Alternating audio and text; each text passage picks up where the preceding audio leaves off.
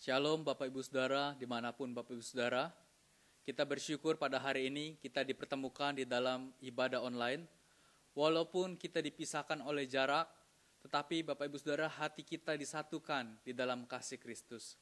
Karena itu Bapak Ibu Saudara, hari ini saya mengajak Bapak Ibu Saudara untuk mengikuti ibadah ini dengan penuh rasa syukur, dengan penuh rasa hormat, dengan penuh kerinduan untuk boleh datang kepada Tuhan.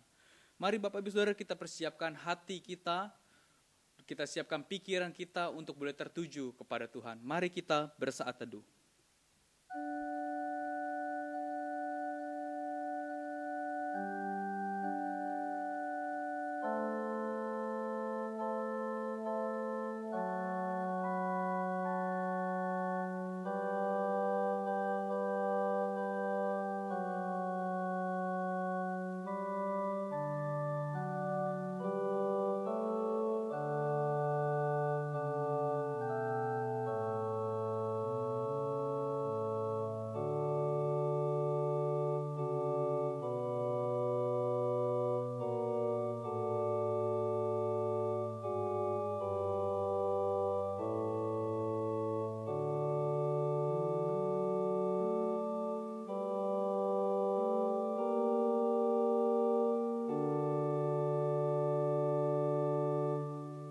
Amin. Ibadah kita dimulai dengan satu pengakuan, yaitu bahwa pertolongan kita adalah dalam nama Tuhan yang menjadikan langit dan bumi. Turunlah atas kita sekalian anugerah dan damai sejahtera dari Allah Bapa dan Tuhan Yesus Kristus. Mazmur 103 ayat yang pertama hingga yang keempat dilanjutkan dengan ayat yang ke-22, kita akan membaca silih berganti. Pujilah Tuhan, hai jiwaku, pujilah namanya yang kudus, hai segenap batinku. Pujilah Tuhan, hai jiwaku, dan janganlah lupakan segala kebaikannya. Dia yang mengampuni segala kesalahanmu, yang menyembuhkan segala penyakitmu. Dia yang menebus hidupmu dari lubang kubur, yang memahkotai engkau dengan kasih setia dan rahmat. Bersama-sama, pujilah Tuhan, hai segala buatannya, di segala tempat kekuasaannya. Pujilah Tuhan, hai jiwaku. Bapak Ibu Saudara, mari kita memuji dan meninggikan Tuhan, sebab Dia adalah Allah yang besar, Allah yang layak untuk dipuji, ditinggikan, dan diagungkan. Sungguh besar Kau Allahku.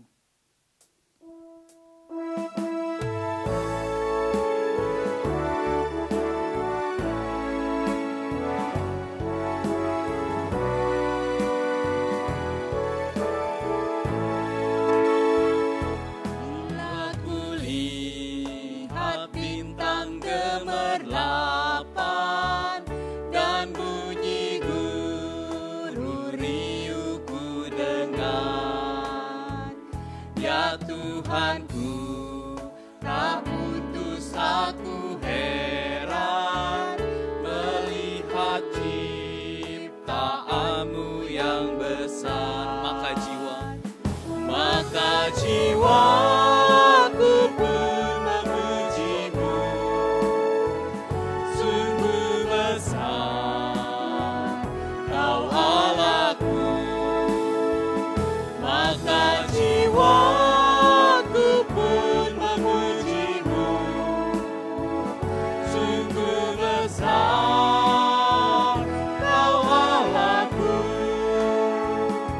Ya Tuhanku, apabila ku renungkan pemberian-Mu dalam penebus, ku tertegun bagiku dicurahkan oleh Putra-Mu, darahnya kudus. Maka jiwaku pun memuji-Mu, sungguh besar Kau Allahku. Maka jiwaku pun memuji-Mu, sungguh besar Kau Allahku. Mari Bapak Ibu Saudara kita memuji Tuhan dengan sungguh-sungguh. sebab Dia adalah Allah yang besar, Allah yang layak untuk kita tinggikan.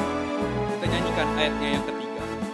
Apabila nanti Kristus memanggilku, sukacitaku amatlah besar, karena terkaburlah yang kurindukan, melihat Engkau Tuhanku akbar. Maka jiwaku pun memujimu, sungguh besar Kau Allahku. Maka jiwaku pun memujimu, sungguh besar Kau Allahku. Maka jiwaku pun memujimu. Maka jiwaku pun memujimu, sungguh besar Kau Allahku.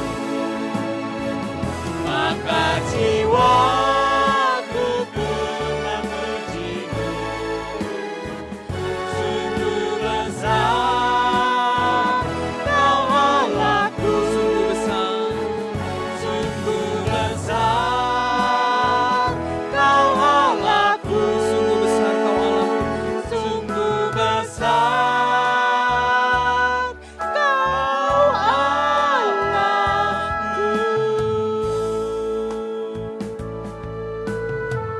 Mari kita berdoa.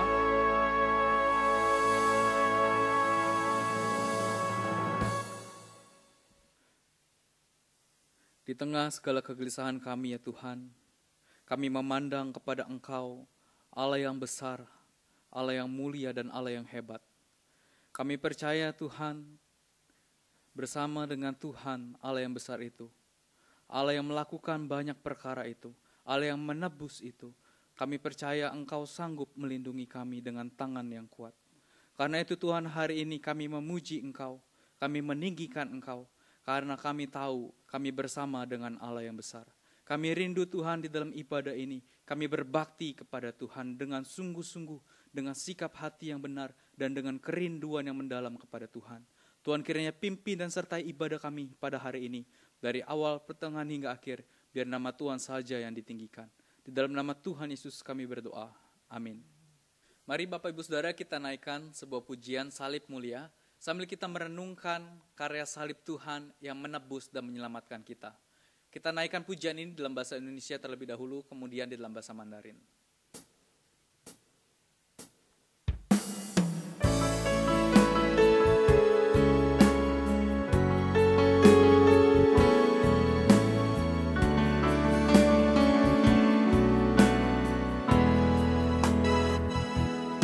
Oh Yesus, ku bersyukur Kau telah mati untuk dosaku dan membawaku kepada terang mulia. Kau jelikan mataku, oh Yesus. Oh Yesus, ku bersyukur darah kudus membasuhku, salib yang mulia, anugerah terbesar,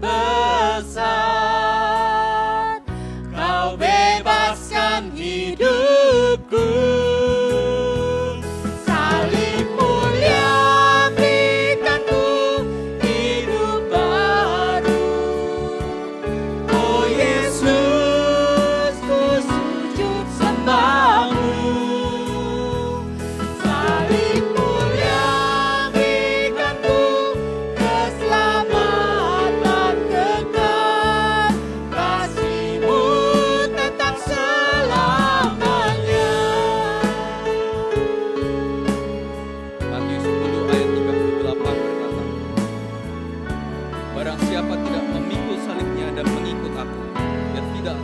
bagiku.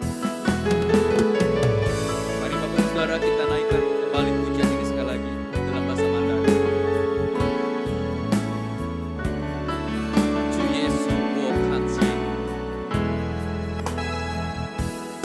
Ju Yesu wo kan xie ni.你的身体为我而生，带我出黑暗，进入光明国度，使我才真能看见主耶稣，我看见主耶稣，我看见你，你的宝血为我而流，宝贵是加上一直恩典永留，使我完全的自由，宝贵是将你大能赐我生命，主耶稣，我夫妇敬拜你，宝贵是将你救恩，是你所立的约，你的爱永远不会改变。宝贵是家，宝贵是家的大能赐我生命，主耶稣，我夫妇敬拜你，宝贵是家的救恩，是你所立的约，你的爱永远不会改变，你的爱永远不会改变，你的爱永远不会改变。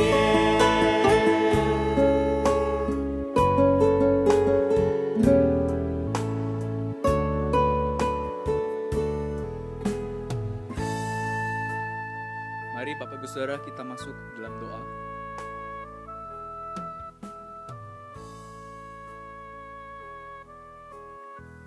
Bapak Ibu Saudara, pada hari ini mari kita mengambil waktu sejenak. Kita minta Tuhan menyelidiki hati kita. Apakah kita sungguh mengasihi Tuhan? Apakah kita sungguh setia kepada Tuhan?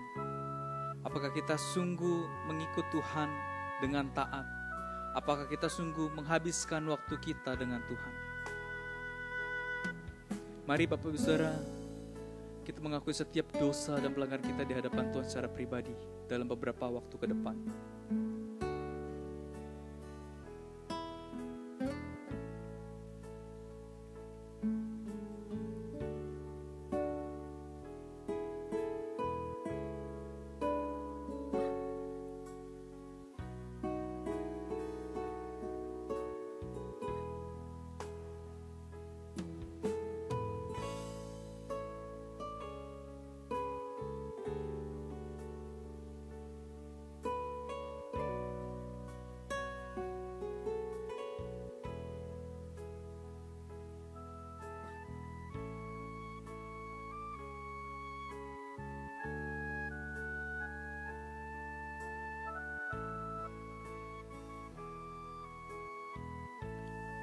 Tuhan, hari ini kami datang kepadamu ya Tuhan.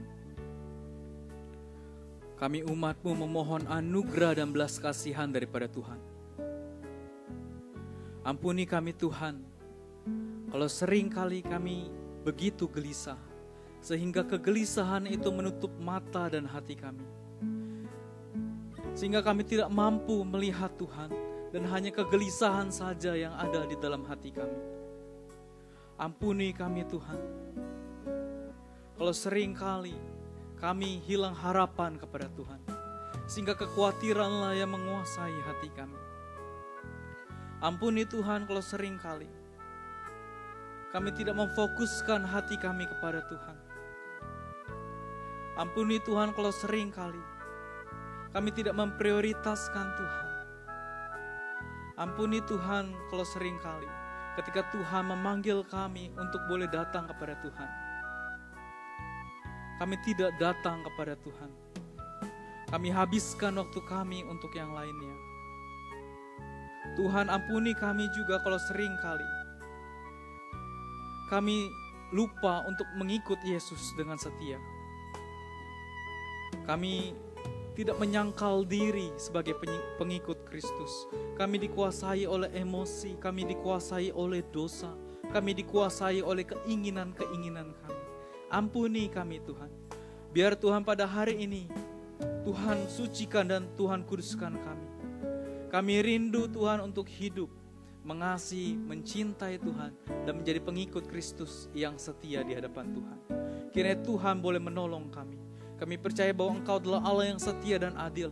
Ketika kami datang memohon anugerah dan pengampunan, Tuhan akan mengampuni setiap dosa dan pelanggaran kami. Terima kasih Bapa, dalam nama Tuhan Yesus kami berdoa. Amin. Bapak Ibu Saudara, dengarlah janji pengampunan dosa yang terambil dari Efesus 1 ayat yang ke-7. Sebab di dalam Dia dan oleh darahnya kita beroleh penebusan, yaitu pengampunan dosa menurut kekayaan kasih karunia-Nya.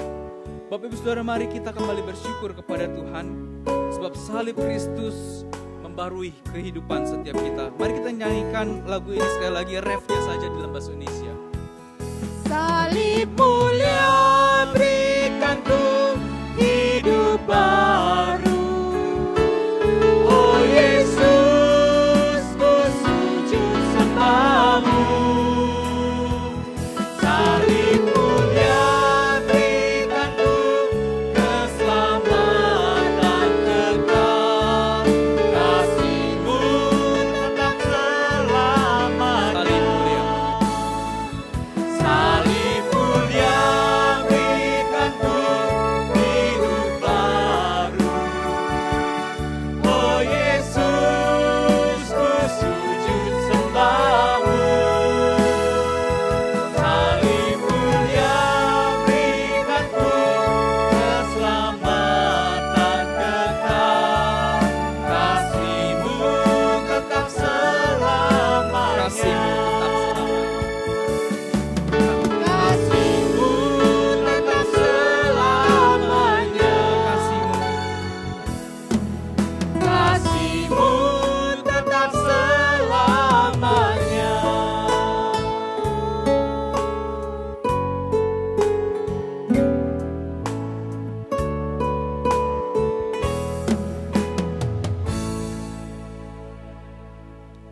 Bersama dengan segala gereja di segala abad dan tempat, mari kita mengikrarkan pengakuan iman rasuli.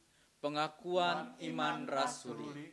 Aku percaya kepada Allah, Bapa yang Maha Kuasa, Khalik langit dan bumi, dan kepada Yesus Kristus anaknya yang tunggal Tuhan kita, yang dikandung dari Roh Kudus, lahir dari anak darah Maria, yang menderita sengsara di bawah pemerintahan Pontius Pilatus, disalibkan, mati dan dikuburkan, turun ke dalam kerajaan maut, pada hari yang ketiga bagi pula dari antara orang mati, naik ke sorga, duduk di sebelah kanan Allah, Bapa yang Maha Kuasa, dan dari sana Ia akan datang untuk menghakimi orang yang hidup dan yang mati. Aku percaya kepada Roh Kudus, gereja yang kudus dan am, persekutuan orang kudus, pengampunan dosa, kebangkitan tubuh, dan hidup yang kekal. Amin. Mari Bapak Ibu Saudara, kita persiapkan hati kita untuk boleh mendengarkan kebenaran firman Tuhan. Untuk mempersiapkan hati kita, mari kita menaikkan sebuah pujian, mengikut Yesus keputusanku.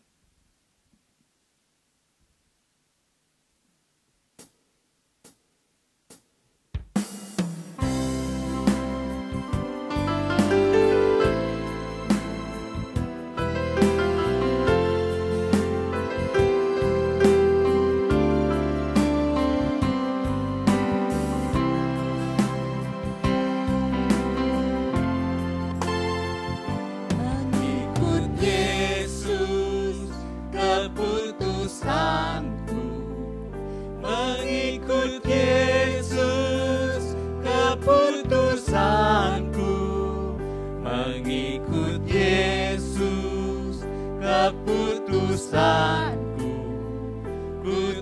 ingkar, ku tak ingkar. Ku tetap ikut walau sendiri. Ku tetap ikut walau sendiri. Ku tetap ikut walau sendiri. Ku tak ingkar, ku tak ingkar. Biarlah lagu ini Bapak Ibu Saudara boleh menjadi komitmen kita. Kita boleh tetap mengikut Kristus dengan setia sampai akhir kehidupan setiap kita. Mari kita naikkan kembali pujian ini, baitnya yang ketiga.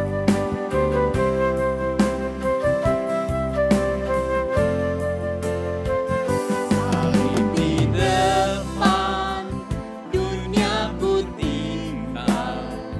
Salib di depan, dunia ku tinggal.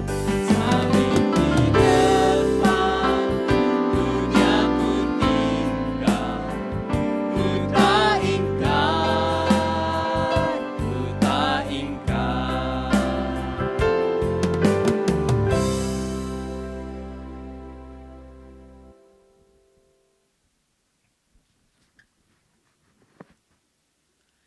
Bapak, Ibu, saudara-saudara sekalian, mari kita bersatu di dalam doa.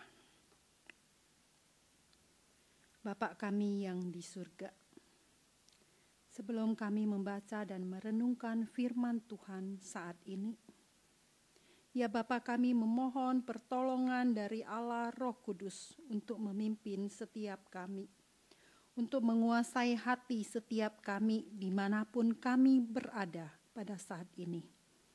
Supaya setiap kami yang mengaku pengikut Tuhan Yesus, kami boleh sungguh-sungguh mengerti isi hati Tuhan bagi setiap kami.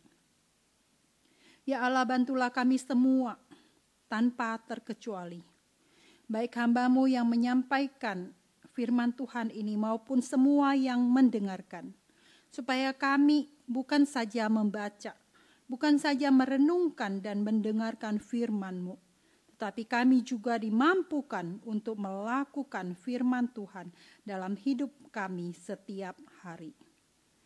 Terima kasih ya Bapa. Tolong kami di dalam nama Tuhan Yesus, Juru Selamat kami yang hidup, kami semua berdoa. Amin.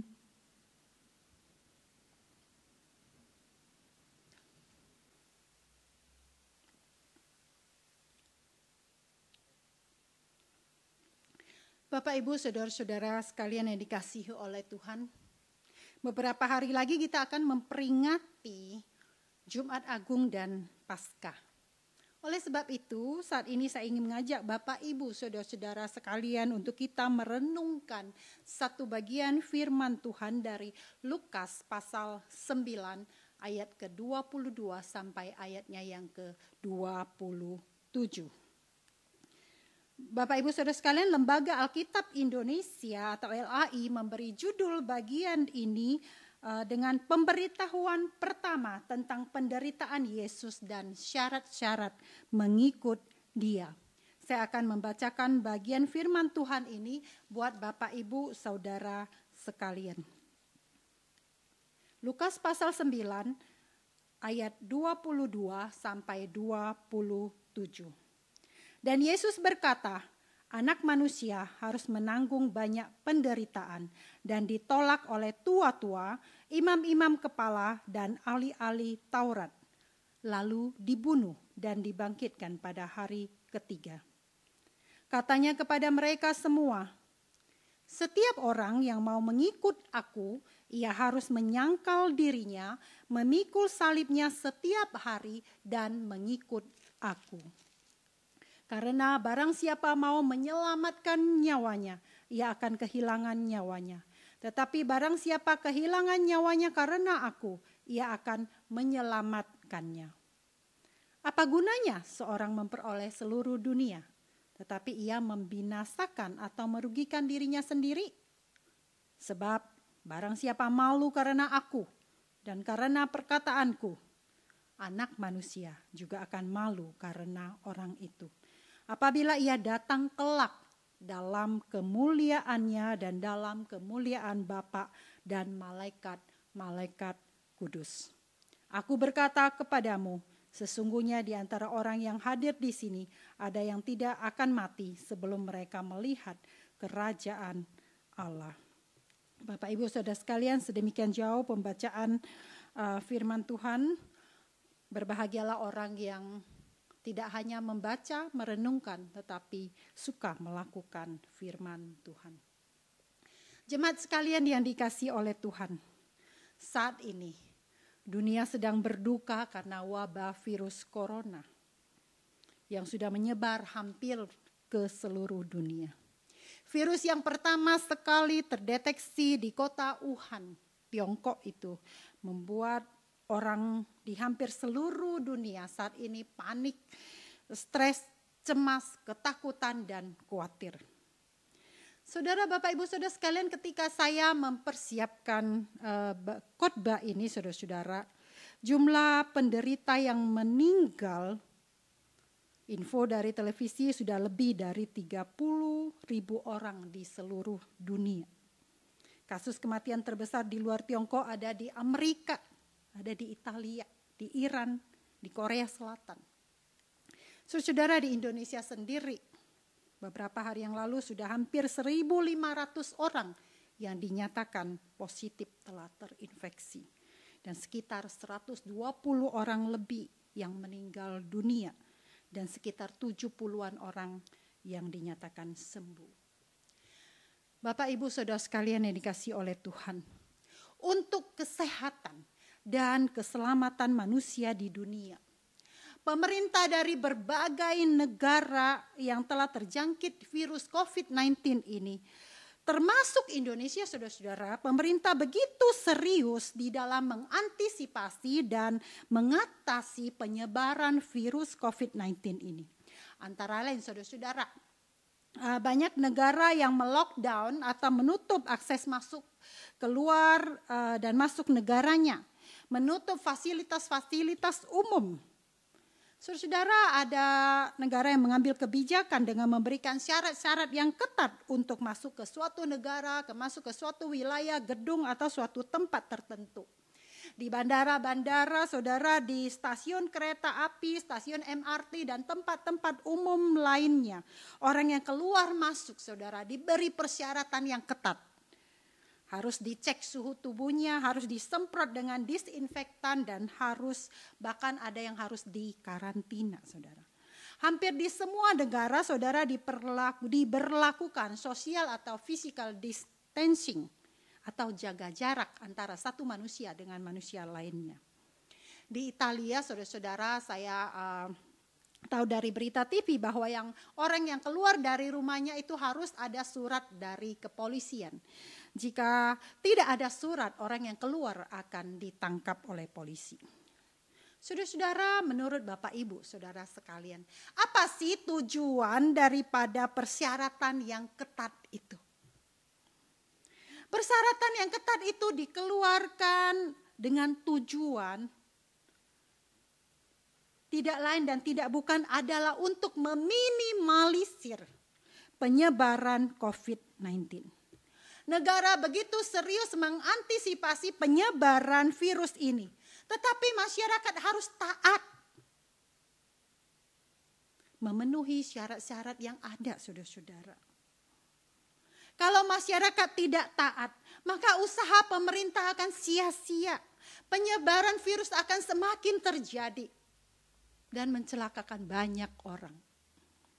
Bapak, Ibu, saudara-saudari yang terkasih, demikian juga di dalam mengikut Tuhan Yesus.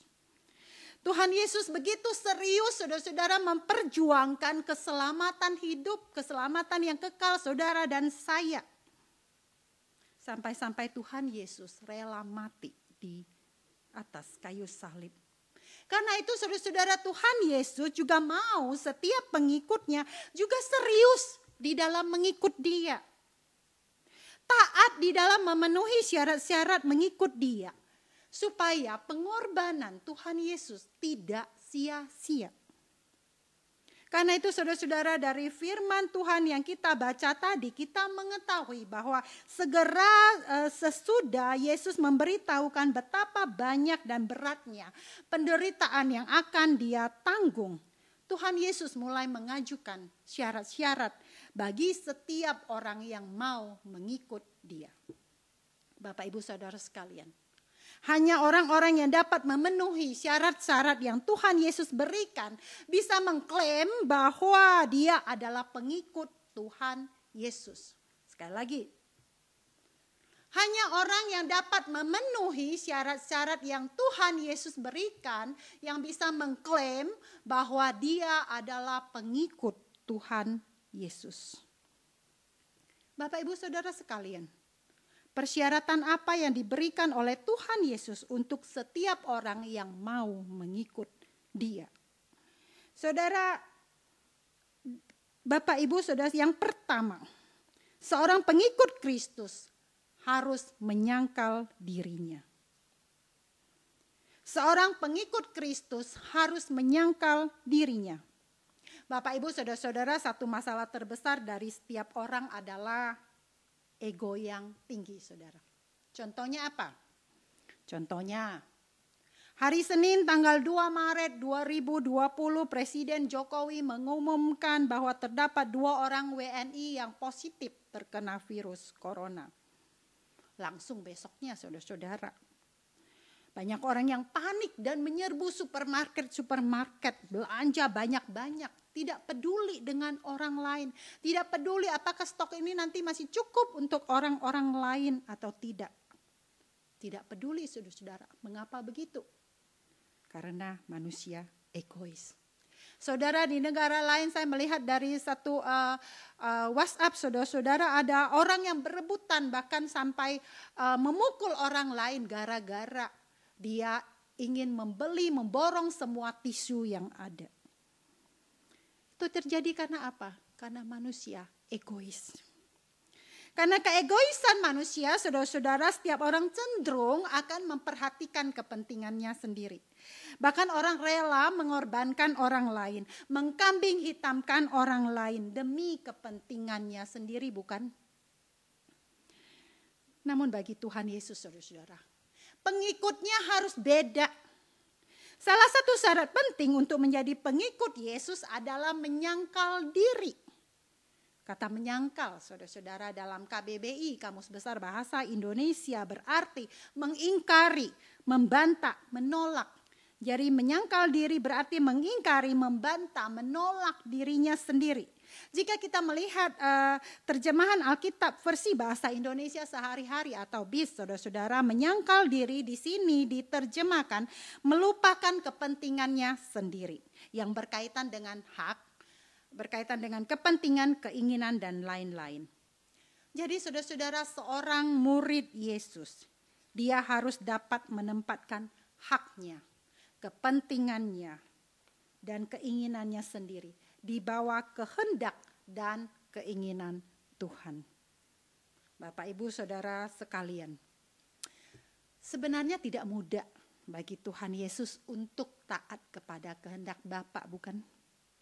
Di dalam pergumulan Tuhan Yesus di Taman Getsemani, Tuhan Yesus berdoa begini, saudara. Ya Bapakku, jikalau sekiranya mungkin, biarlah cawan ini lalu daripadaku. Saudara, mengapa Tuhan Yesus berdoa demikian? Karena Tuhan Yesus selain dia adalah manusia 100%, Tuhan Yesus juga adalah Allah 100%. Saudara, dia tahu dengan jelas penderitaan apa yang akan dia hadapi di depan saudara-saudara. Sehingga Lukas mencatat di dalam Lukas 22 ayat ke-44. Ia sangat ketakutan dan makin sungguh-sungguh berdoa. Peluhnya menjadi seperti titik-titik darah yang bertetesan ke tanah. Bapak, Ibu, saudara-saudara, Tuhan Yesus sudah tahu dia akan menderita secara fisik waktu dia disalib. Memang itu mengerikan, saudara-saudara. Tetapi yang paling Tuhan Yesus takutkan bukanlah penderitaan fisiknya. Tetapi yang paling Tuhan Yesus takuti adalah bahwa ketika dia disalibkan, ketika dia harus menanggung dosa seluruh umat manusia dari segala abad dan segala tempat, saudara-saudara, pada saat itu dia akan mengalami keterpisahan dengan Allah Bapa. Allah yang Maha Kudus, Allah yang tidak bisa melihat dosa. Sehingga saudara-saudara, waktu Tuhan Yesus ada di atas kayu salib, dia berteriak, "Allahku, Allahku, mengapa engkau meninggalkan aku?" Saudara, saat itulah yang paling Tuhan Yesus takutkan. Berpisah dengan Allah Bapaknya. Makanya saudara-saudara, dia begitu bergumul di Taman Getsemani dan dia berdoa, "Ya Bapa, jikalau sekiranya mungkin, biarlah cawan ini lalu daripadaku." Namun Bapak Ibu saudara-saudara sekalian yang dikasihi Tuhan, doa Tuhan Yesus tidak berhenti sampai di situ saja, bukan? Ada kalimat lanjutannya, yaitu saudara-saudara, "Tetapi janganlah seperti yang ku kehendaki, melainkan seperti yang engkau kehendaki." Jadi Bapak Ibu saudara-saudara sekalian, walaupun tidak mudah bagi Tuhan Yesus, tetapi Tuhan Yesus tetap taat kepada kehendak Bapa yang di sorga. Rasul Paulus dalam Filipi pasal 2 ayat yang ke-6 berbicara tentang Tuhan Yesus. Rasul Paulus menuliskan, yang walaupun dalam rupa Allah tidak menganggap kesetaraan dengan Allah sebagai milik yang harus dipertahankan. Saudara, Tuhan Yesus rela menyangkal dirinya yang adalah Allah. Dia rela melepaskan haknya sebagai Allah, kemudian menjadi manusia supaya dosaku dan dosamu bisa diampuni. Supaya kamu dan saya bisa diselamatkan. Tuhan Yesus menempatkan kehendaknya di bawah kehendak Bapa yang di surga. Saudara, sewaktu Tuhan Yesus menyatakan kepada murid-muridnya bahwa dia harus menderita dan harus dibunuh, saudara-saudara, bagian yang paralel dengan bagian yang kita baca tadi, Matius mencatat, Petrus menarik Tuhan Yesus ke samping dan dia menegur Tuhan Yesus. Dia berkata, "Tuhan, kiranya Allah menjauhkan hal itu. Hal itu sekali-kali tidak akan menimpa engkau." Tetapi Tuhan Yesus berkata kepada Petrus, "Enyala iblis, engkau suatu batu sandungan bagiku, sebab engkau bukan memikirkan apa yang dipikirkan Allah, melainkan apa yang dipikirkan manusia." Bapak, Ibu, Saudara yang kekasih, yang dipikirkan oleh Tuhan Yesus adalah kehendak Allah Bapa. Dan Tuhan Yesus mau taat apa yang menjadi kehendak Allah Bapa. Bagaimana dengan engkau dan saya? Apakah kita mau menempatkan kehendak Tuhan di atas kehendak pribadi kita?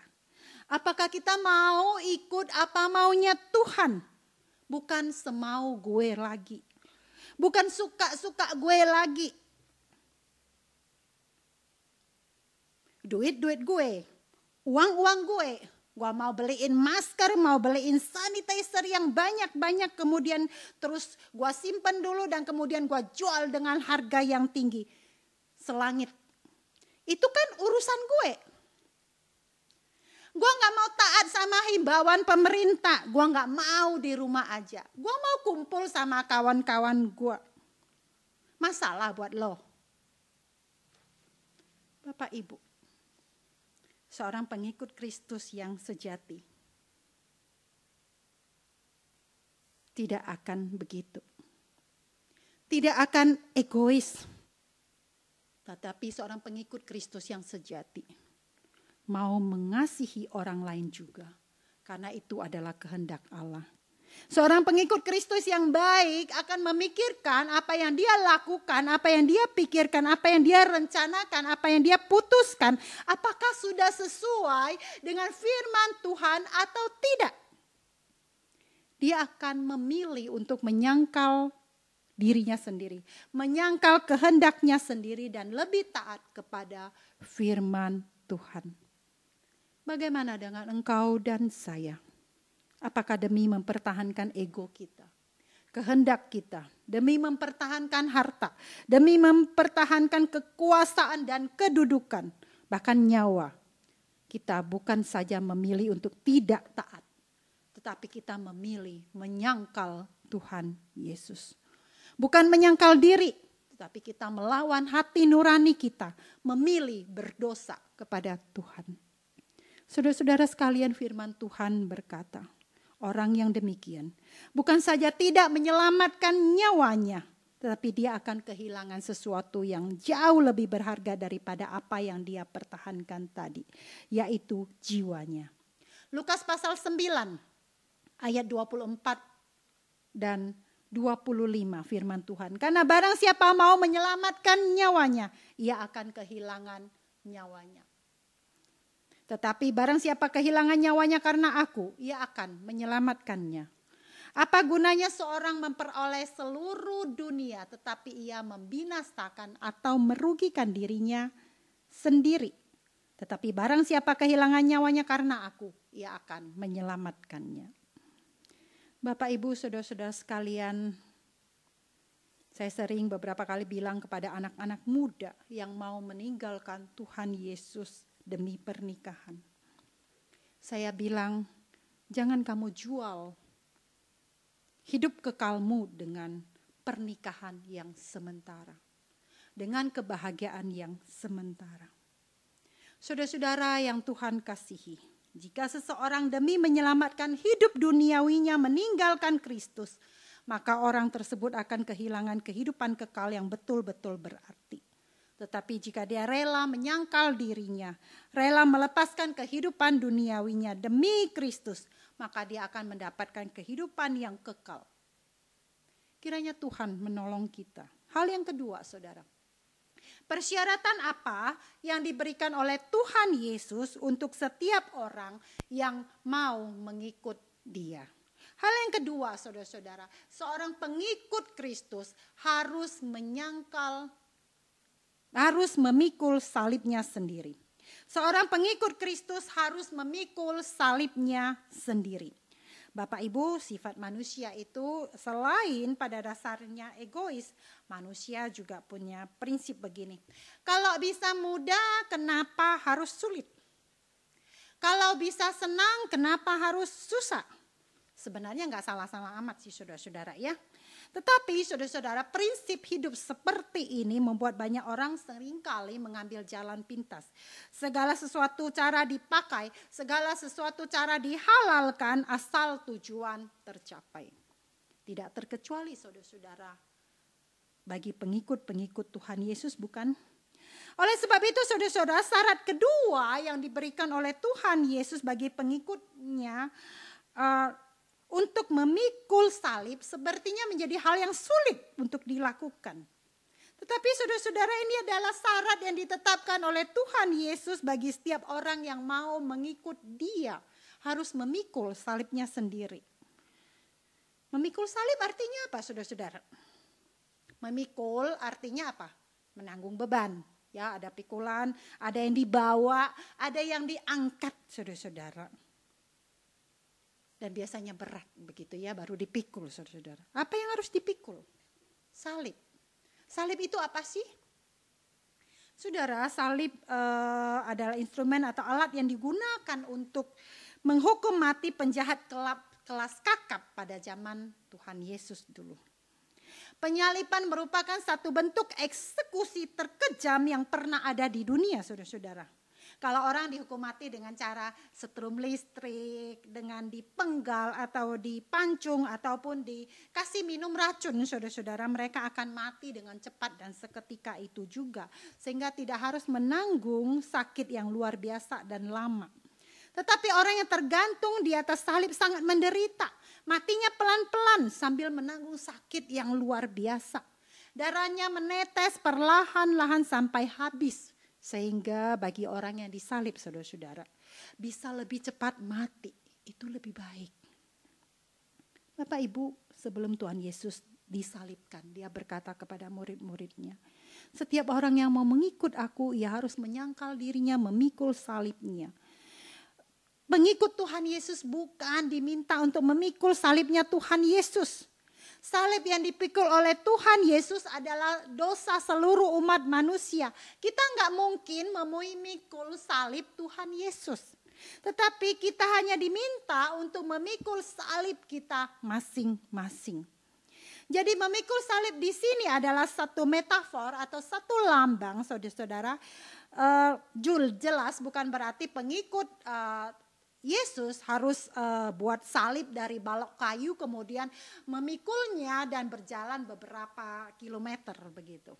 Tetapi seorang pengikut Kristus harus memikul salibnya sendiri. Artinya apa?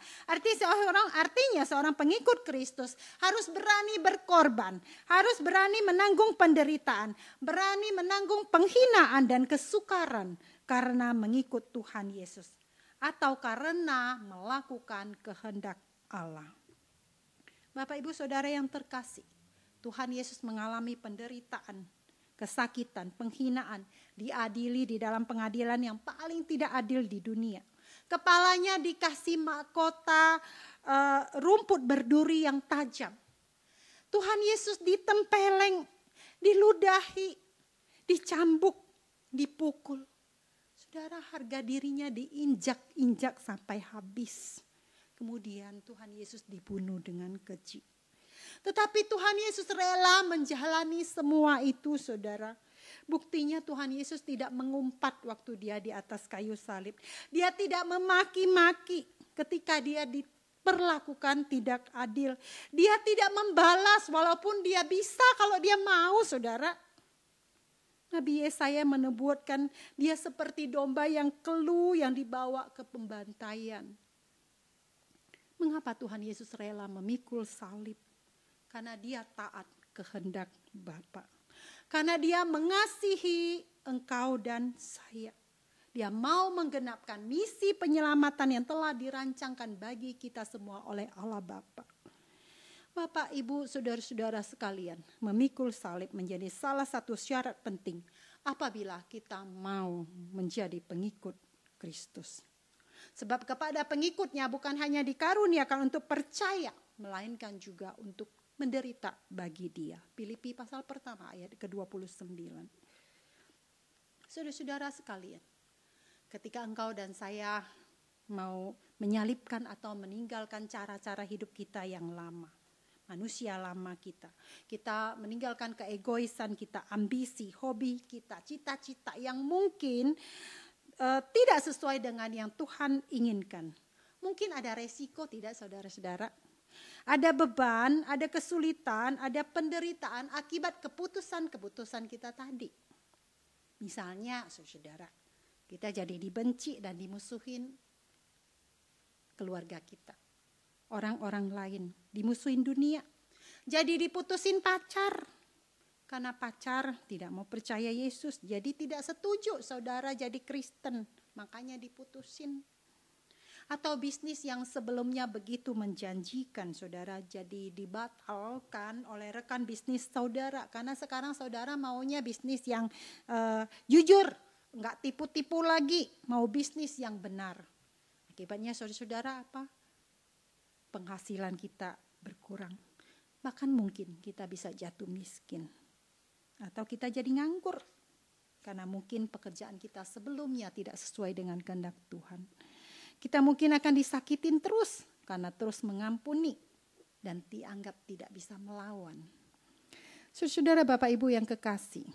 Setiap orang punya salibnya sendiri-sendiri. Sesuai dengan beban yang ditentukan oleh Tuhan untuk ditanggungnya. Tetapi beban salib itu saudara-saudara pasti dapat kita tanggung jika saudara dan saya ada bersama dengan Tuhan Yesus. Filipi pasal 4 ayat yang ke-13 berbunyi demikian saudara, segala perkara dapat kutanggung di dalam Dia yang memberi kekuatan kepadaku. Amin saudara. Biarlah kita tetap setia melakukan apa yang menjadi kehendak Tuhan dalam hidup kita. Sekalipun ada pengorbanan, ada kesulitan, Ada penderitaan yang harus kita terima akibat kita mengikut Tuhan Yesus. Hal yang ketiga, saudara. Persyaratan apa yang diberikan oleh Tuhan Yesus untuk setiap orang yang mau mengikut Dia? Seorang pengikut Kristus harus mengikuti teladan Tuhan Yesus. Saudaraku sekalian, masalah ikut mengikut itu sifat manusia. Satu lagi adalah suka ikut-ikutan. Ya, contoh sekarang ini saudara-saudara ada aplikasi yang lagi tren, saudara. Musiknya begini. Na na na na na na na na na na na na na na na na na na. Nah, Bapak itu bisa lanjutin ya. Nah, saudara-saudara, orang yang dengar musik itu, baik anak-anak ataupun nenek-nenek ya, dari penduduk kampung-kampung sampai pejabat-pejabat, saudara. Lagi banjir, lagi enggak banjir, langsung goyang-goyang, saudara. Terus ada yang maju-maju, kemudian mundur-mundur sambil ngerekam pakai HP-nya, saudara. Aplikasi apa itu, saudara-saudara? Yes, aplikasi TikTok. Nah, saudara-saudara, banyak orang yang ikut aplikasi TikTok ya. Yang kemudian yang terbaru lagi, saudara-saudara, ada aplikasi Zoom ya. Bisa video call sampai 10 orang sampai belasan orang sekaligus.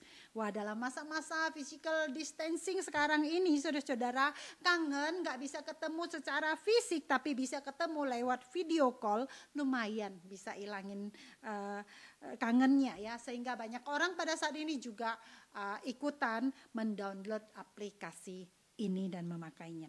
Saudara-saudara yang dikasih oleh Tuhan, apa artinya mengikut, saudara-saudara?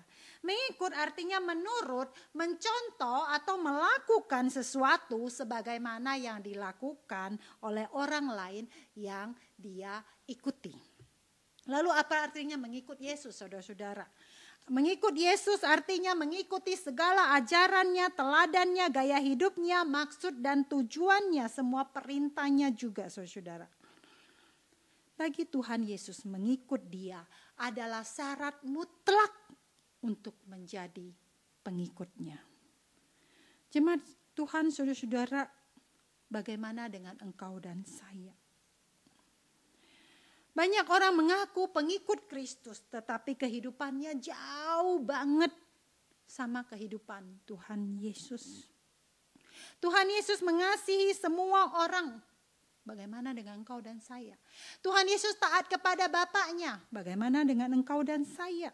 Saudara-saudara, Yesus rajin bersekutu, rajin berdoa kepada Bapa yang di sorga. Bagaimana dengan engkau dan saya? Saudara, kemarin saya dapatkan satu gambar tulisan di grup WA, tulisannya begini.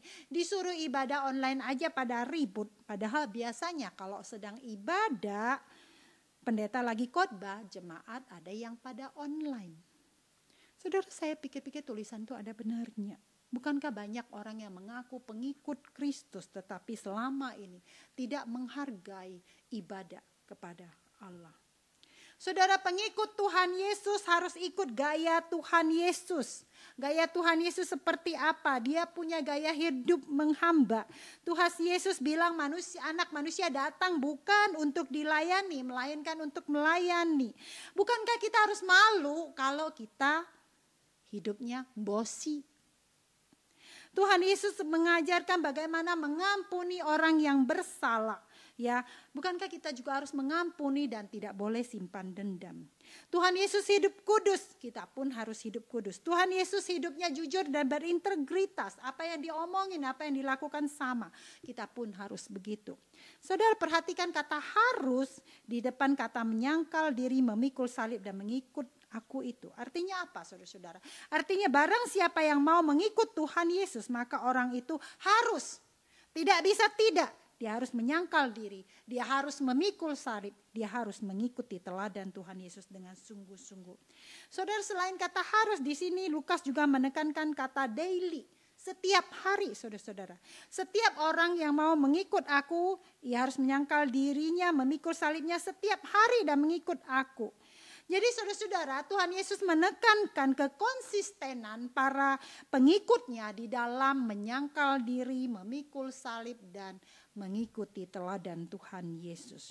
Jadi nggak bisa kadang-kadang baik, kadang-kadang enggak. Kadang-kadang hidup kudus, kadang-kadang enggak. Kadang-kadang jujur, kadang-kadang masih nipu-nipu. Saudara-saudara, kadang-kadang bisa bantu orang, tetapi kadang-kadang lebih sering licik manfaatin orang. Kadang-kadang murah hati, kadang-kadang lebih banyak tamaknya. Dan kalau bisa ambil milik orang lain yang bukan menjadi haknya. Kemudian bangga pula saudara-saudara.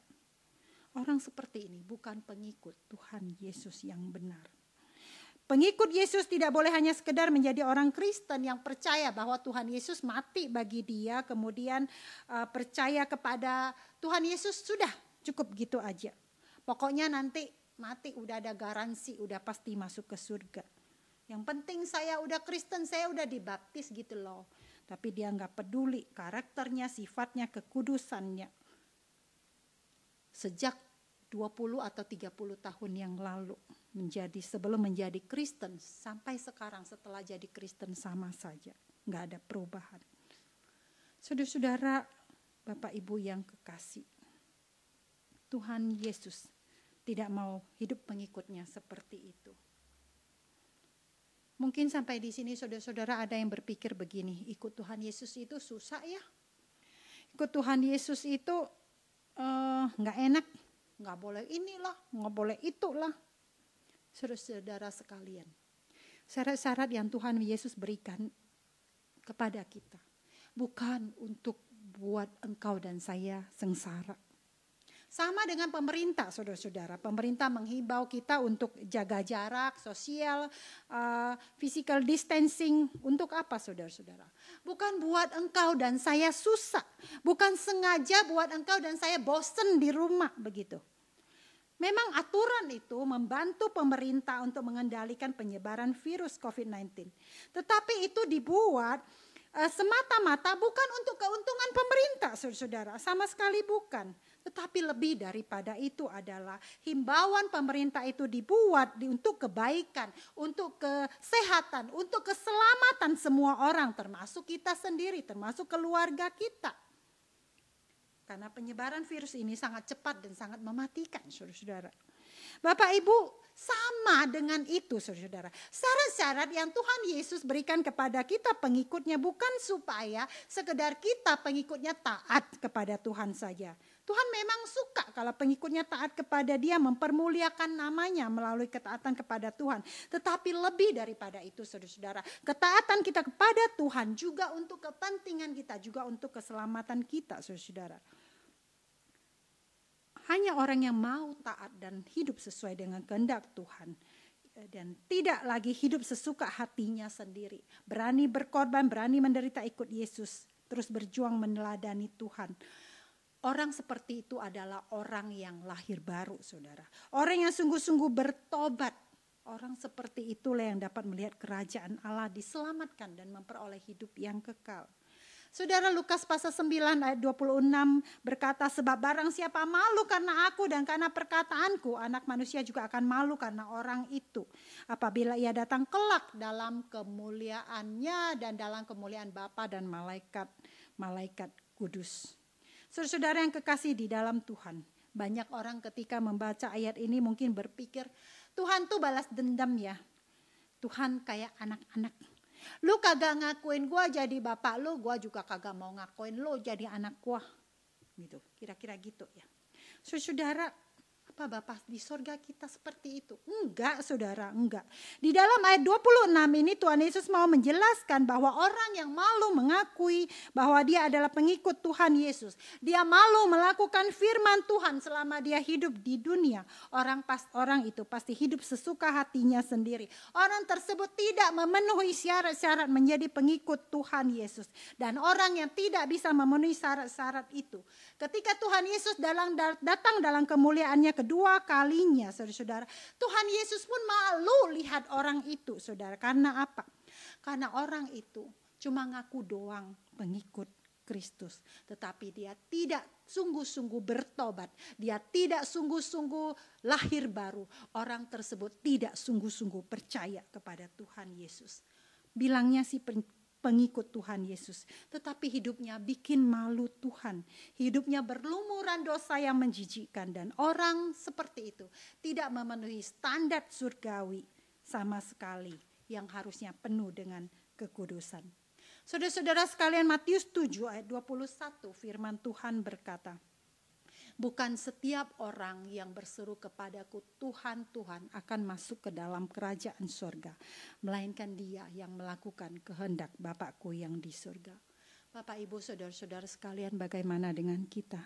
Apakah kamu dan saya layak mengaku kita adalah pengikut Tuhan Yesus?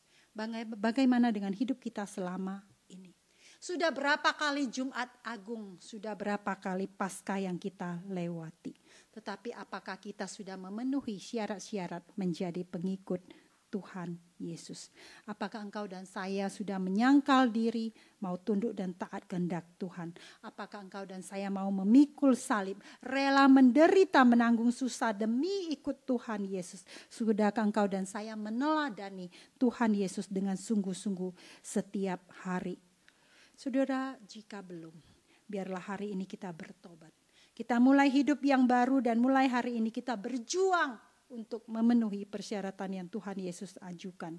Supaya saudara, ketika Tuhan Yesus datang kembali nanti, Tuhan Yesus tidak malu melihat kita. Kita boleh masuk ke dalam kemuliaan Bapa yang di surga. Dan pengorbanan Tuhan Yesus di atas kayu salib tidak sia-sia. Kiranya Tuhan menolong kita semua. Amin. Mari kita berdoa. Bapa di dalam surga, kami bersyukur untuk firman Tuhan yang berbicara kepada kami hari ini, yang sudah menegur kami hari ini. Ampuni kami Tuhan, jika sekian lama kami pikir kami adalah pengikut Tuhan Yesus, tetapi ternyata kami belum sungguh-sungguh mengikut Tuhan Yesus. Tuhan, karena kami ternyata kami tidak pernah menyangkal diri. Kami tidak pernah memikul salib kami mengikut Tuhan Yesus, dan kami tidak meneladani Tuhan Yesus dengan sungguh-sungguh. Ya Bapa, ampunilah kami. Tolong kami ya Tuhan. Kami boleh sungguh-sungguh menjadi pengikut Kristus yang baik. Ubah hati kami, ubah pikiran kami, ubah hidup kami, sehingga kami layak menjadi pengikut Kristus yang baik. Terima kasih ya Bapa. Biarlah firman Tuhan terus berbicara kepada kami dan mengubah kami setiap hari. Di dalam nama Tuhan Yesus kami berdoa. Amin.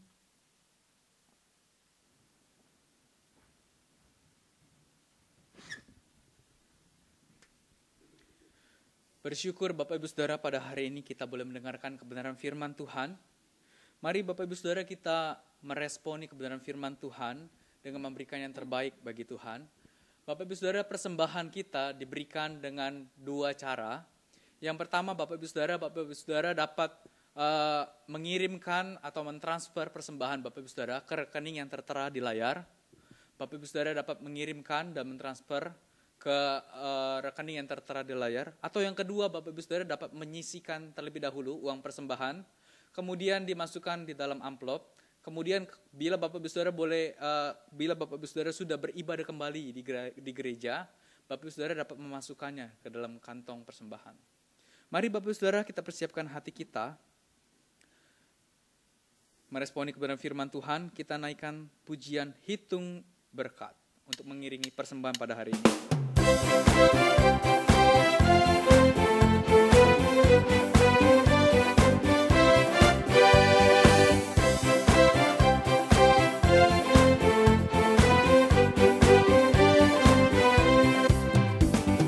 Bila gelombang kehidupan menimpa, hati jadi takut dan putus asa. Jangan lupa berkat Tuhan hitunglah, pasti kau tercengang akan karyanya. berkat satu persatu, dan lihatlah karya Tuhan-Mu. Hitung berkat satu persatu, hitung berkat yang melimpah padamu. Dalam pergumulanmu di dunia, jangan khawatir, Tuhan akan beserta, yang mengirim malaikatnya menjaga, membimbing menghiburmu sampai surga. Hitung berkat satu persatu, dan lihatlah karya Tuhan. Hitung berkat satu persatu, hitung berkat yang melimpah padamu. Mari kita bersatu di dalam doa. Kami bersyukur Tuhan, hari ini kami boleh beribadah kepada Tuhan. Kami bersyukur bahwa Tuhan masih melindungi kami, bahwa Tuhan masih memberikan kesehatan kepada setiap kami. Dan sebagai respons syukur kami ingin memberikan persembahan yang terbaik bagi Tuhan.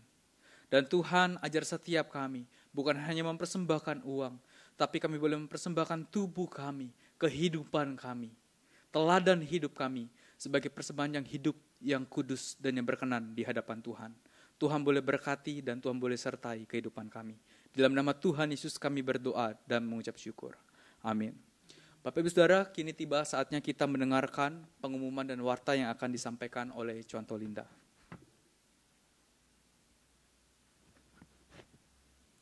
Bapak Ibu, Saudara-saudara Jemaat GKY Jambi dimanapun Anda berada. Shalom. Apa kabar semuanya? Semoga Bapak Ibu semua dalam keadaan baik dan sehat-sehat. Ya. Bapak Ibu, Saudara-saudara, kita semua tentu sedih dengan keadaan pada saat ini. Saat-saat ini adalah saat-saat yang sulit, saat-saat yang tidak mudah bagi kita semua. Karena kita belum bisa beribadah bersama-sama lagi di gereja seperti biasanya. Bapak Ibu juga, kita semua tidak bebas untuk keluar dari rumah, tidak bebas untuk beraktivitas, bekerja seperti biasanya. Bapak Ibu, Saudara-saudara, mari kita terus berdoa, memohon Tuhan menolong agar wabah COVID-19 ini cepat berhenti dan semua dapat kembali normal seperti semula. Mari kita tetap percaya, Saudara-saudara, dalam masa-masa yang sulit ini pun Tuhan tidak pernah meninggalkan engkau dan saya. Amin. Untuk Bapak Ibu Saudara-saudara yang baru pertama sekali bergabung di dalam ibadah GKY Jambi, kami juga menyambut Bapak Ibu Saudara-saudara sekalian.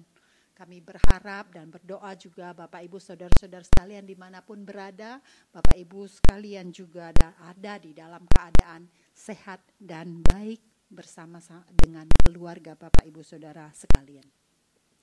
Baik Bapak Ibu Saudara-saudara yang dikasihi Tuhan, saat ini ada beberapa hal yang ingin saya sampaikan. Yang pertama, Saudara-saudara, sesuai dengan arahan dari pusat dan kebijakan terbaru dari Sinode GKY tentang pelaksanaan kegiatan gereja berkaitan dengan pandemi COVID-19 ini. Dengan ini saya sampaikan bahwa kebaktian umum hari Minggu, sekolah Minggu, hari Minggu, dan kebaktian doa pertengahan Minggu, hari Rabu untuk sementara masih akan dilaksanakan secara online atau non-konvensional dan diperpanjang waktunya sampai dengan 30 April 2020. Sedangkan kegiatan lainnya Bapak Ibu Saudara seperti kelompok kecil, small group, pembesukan dan lain-lain untuk sementara kita tiadakan sampai keadaan normal kembali. Kemudian Bapak Ibu sekalian, kebaktian Jumat Agung tanggal 10 April 2020 akan diadakan secara bersama atau gabungan seluruh jemaat GKY dengan pengkhotbah Pendeta Dr. Yohanes Adri Hartopo PhD, Ketua Umum Sinode GKY. Penayangan akan dilakukan melalui channel YouTube dan kita akan mengikuti streaming dari GKY Mangga Besar, Jakarta. Waktu dan channel YouTube-nya nanti akan diinfokan kepada Bapak Ibu Saudara sekalian kemudian. Kemudian Bapak Ibu sekalian, kebaktian Minggu Paskah tanggal 12 April 2020 kita akan ikut kembali ibadah live streaming dari GKY Mangga Besar Jakarta. Waktu dan channel YouTube-nya juga akan kami infokan kemudian kepada Bapak Ibu Saudara sekalian. Kemudian untuk Bapak Ibu sekalian yang ingin memberikan persembahan mingguan, persembahan syukur, persembahan persepuluhan ataupun persembahan untuk pembangunan gedung gereja GKY Jambi dapat ditransfer ke rekening yang ada di slide ini. Kemudian juga ada di dalam warta Bapak Ibu yang biasanya Bapak Ibu bawa pulang setiap minggu sebelumnya ketika kita masih bisa beribadah di gereja. Untuk Bapak Ibu yang kesulitan untuk mentransfer, Bapak Ibu bisa simpan dulu, kumpulin dulu persembahannya, nanti setelah kita bisa kembali beribadah di gereja, Bapak Ibu bisa bawa dan memasukkan ke dalam kantong kolektor. Demikian Bapak Ibu Saudara sekalian pengumuman saya sampai di sini. Kita akan mengakhiri ibadah kita hari ini. Bapak Ibu sekalian, dengarkanlah ayat pengutusan yang diambil dari Yohanes pasal 8 ayat ke-12. Maka Yesus berkata pula kepada orang banyak, katanya, "Akulah terang dunia. Barang siapa mengikut aku, ia tidak akan berjalan di dalam kegelapan, melainkan ia akan mempunyai terang hidup."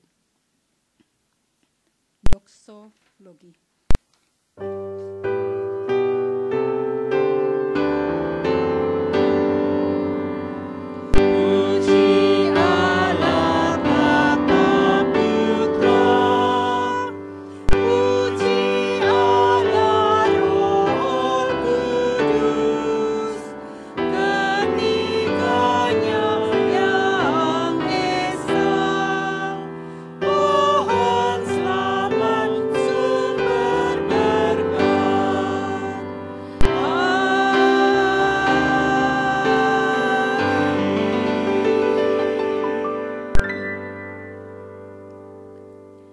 Bapa di dalam sorga, kami bersyukur kepada Bapa karena sekalipun saat ini kami tidak bisa beribadah di gereja, tetapi kami masih tetap bisa beribadah kepada Tuhan dari tempat kami masing-masing.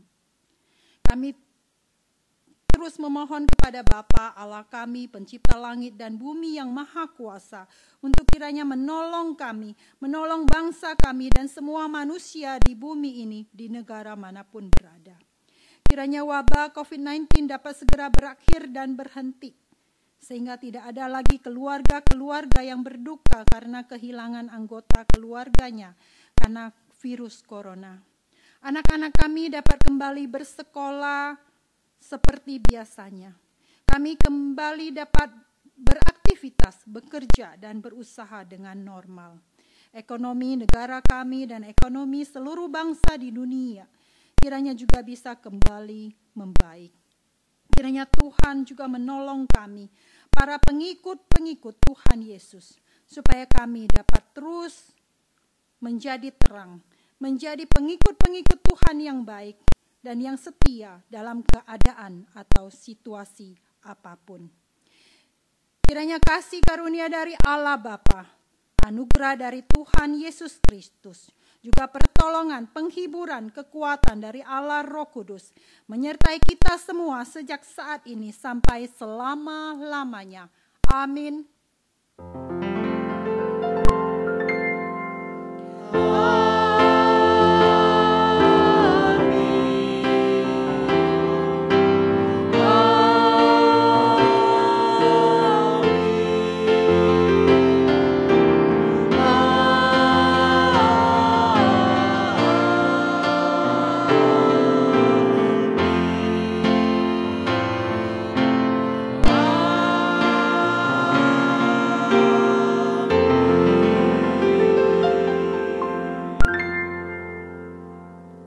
Kebaktian kita selesai. Tuhan Yesus memberkati Bapak Ibu Saudara sekalian dimanapun berada.